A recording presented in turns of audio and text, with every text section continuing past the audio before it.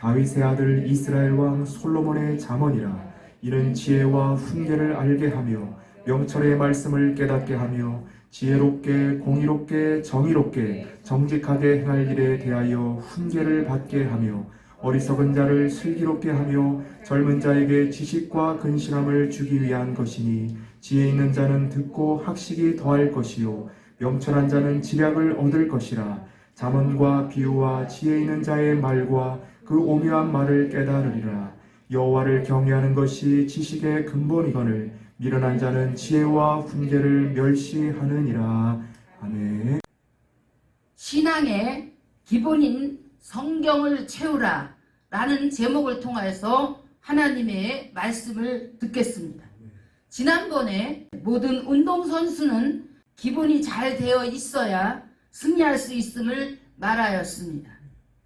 신앙의 기본은 말씀과 기도와 순종입니다. 하나님께서 저를 산으로 올라가게 하시면서 수많은 나무들을 보이시며 말씀하셨습니다. 한 그루의 나무가 온갖 비바람과 세찬 눈보라 속에서도 쓰러지지 않는 제목으로 자라도록 나는 비와 햇빛과 바람을 보내서 키운다 하셨습니다. 나무도 그렇게 키우는데 하물며 창조물 중에 가장 귀한 사람을 내가 어떻게 키우겠느냐고 하시고, 동산 안에 나무를 바르고 곧게 키우기 위해 동산지기가 나무를 다듬고 때론 버팀목을 세워서 키워야 제목이 될 수 있는 것처럼 나는 사람을 통해서도 한다고 하셨습니다. 나무가 거목이 되기 위해서는 물이 있는 시냇가에 뿌리를 잘 내려야 합니다. 시편 1편에서 복 있는 사람은 악인의 꾀를 따르지 아니하며 죄인들의 길에 서지 아니하며 오만한 자들의 자리에 앉지 아니하고 오직 여호와의 율법을 즐거워하며 그의 율법을 주야로 묵상하는도다. 그는 시냇가에 심은 나무가 철을 따라 열매를 맺으며 그 잎사귀가 마르지 아니함 같으니 그가 하는 모든 일이 다 형통하리로다. 악인들은 그렇지 아니하며 오직 바람에 나는 겨와 같도다. 그러므로 악인들은 심판을 견디지 못하며 죄인들이 의인들의 모임에 들지 못하리로다. 무릇 의인들의 길은 여호와께서 인정하시나 악인들의 길은 망하리로다 하신 것처럼 하나님의 제목이 되기 위해서는 성경 말씀 위에 뿌리를 내려야 한다는 것입니다. 저는 주님을 처음 만났을 때 하나님이 어떤 분인지 몰라서 답답해하면서 하나님은 누구십니까? 어떻게 살아야 하나님과 마음이 합한 자가 되는 것입니까? 하며 기도하였습니다. 또한 찬송으로 답답함을 호소하였습니다. 아이같이 어린이 나를 가르치소서, 아무것도 모르니 나를 도와주소서 하며 진심으로 기도하였더니 주님께서 환상 가운데 성경 한 권을 주시는 것이었습니다. 그런데 저는 주님께 말씀드리기를, 저 성경책 있어요. 있는데 왜 성경을 주십니까? 하니까 주님이 성경책을 빠른 속도로 주르르 넘기시는데 글씨가 없는 백지였습니다. 그러면서 성령께서 성경을 읽어라 하셨습니다. 그래서 하나님께 이 두꺼운 성경을 어떻게 다 읽어요? 하니까 너는 내가 누구인 것을 알게 될 것이니 읽어라 하셔서 창세기부터 읽기 시작하였습니다. 그리고 기도하는 중에 빌레몬서를 읽어라 하셨는데 제가 얼마나 성경을 모르면 하나님 빌레몬서는 없어요. 빌립보서지요. 발음을 똑바로 하셔야죠. 하니까 그래도 주님은 빌레몬서라고 하시는 것이었습니다. 또다시 물어봐도 주님은 빌레몬서 하셔서 성경의 차례를 보니까 빌레몬서가 있었습니다. 빌레몬서를 보니 한 장으로 되어 있어서 이렇게 두꺼운 책 속에 한 장밖에 없으니 몰랐지요 하면서 읽는데 제가 기도하였던 완전한 응답이었습니다. 왜 저를 세상에 내버려 두셨냐고 주님께 따지듯이 질문하였는데 거기에 응답이 있었습니다.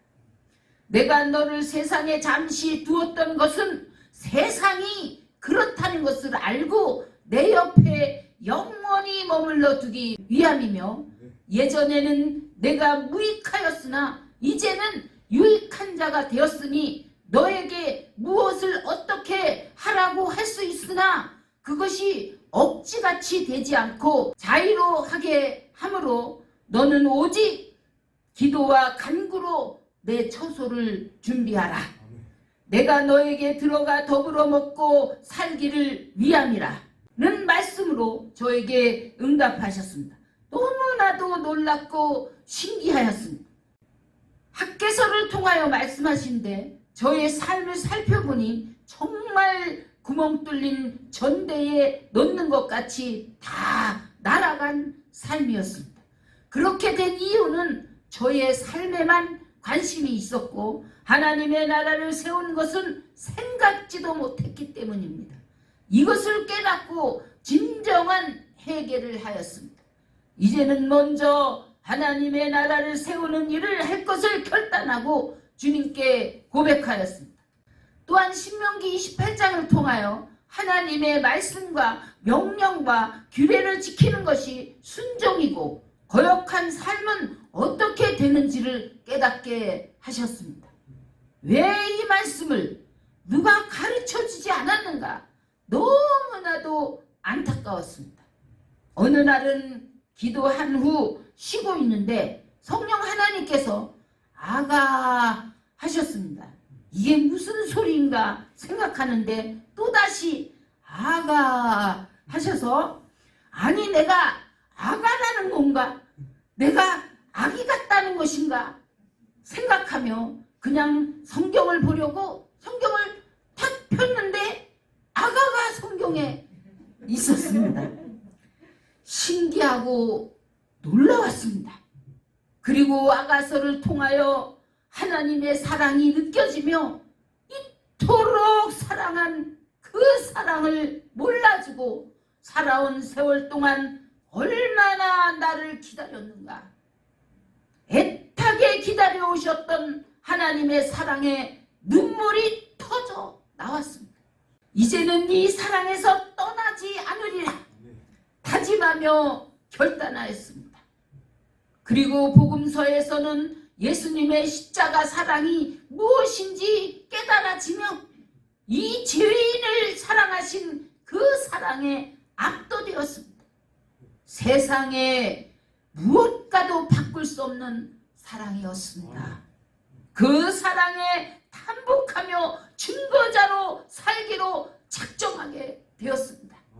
성경 말씀은 하나님의 입으로 나오는 말씀을 생중계하는 방송과도 같았습니다. 더욱 깊게 높게 넓게 열어지면서 성경을 사랑하며 하나님을 사랑하게 되었습니다. 하나님의 말씀이 꿀송이보다 더 달다고 하는 그 말씀 자체였습니다. 또한 성경을 통하여 하나님은 완전한 공의로 통치하신다는 것을 알게 되었고 성경은 완전한 하나님의 법전이며 완전한 의학이며 완전한 왕조실록이었습니다.